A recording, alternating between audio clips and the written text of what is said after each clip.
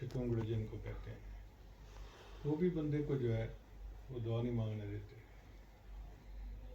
افطاری سے پہلے دسترخوان پہ بیٹھے ہوتے ہیں، یہ پکوڑے پڑے ہیں، یہ سموسے پڑے ہیں، یہ چاٹ پڑی ہے، یہ فلاں پڑا ہے، اچھا یہ لے آؤ، اچھا یہ کیوں نہیں بنایا، آج یہ بناتے تو ہوتا. ان باتوں میں مشغول کر دیتا ہے. حالانکہ افطاری سے تھوڑی دیر پہلے سب باتیں بند اور دعا کرنی چاہیے. بچوں کو بھی گھر بتانا چاہیے.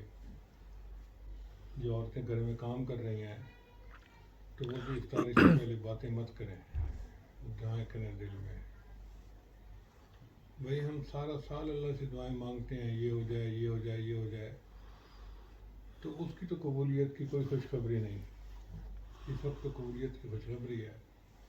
تو یہ موقع تو پھر اللہ دینا.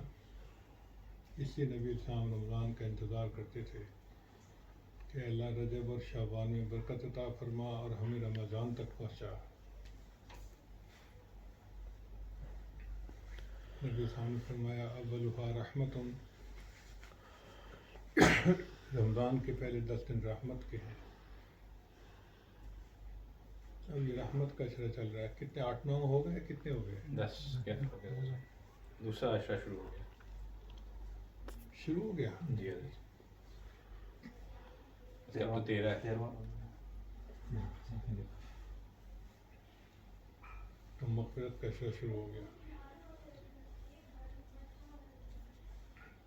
اس میں اللہ تعالیٰ سے مغفرت مانگنی چاہیے.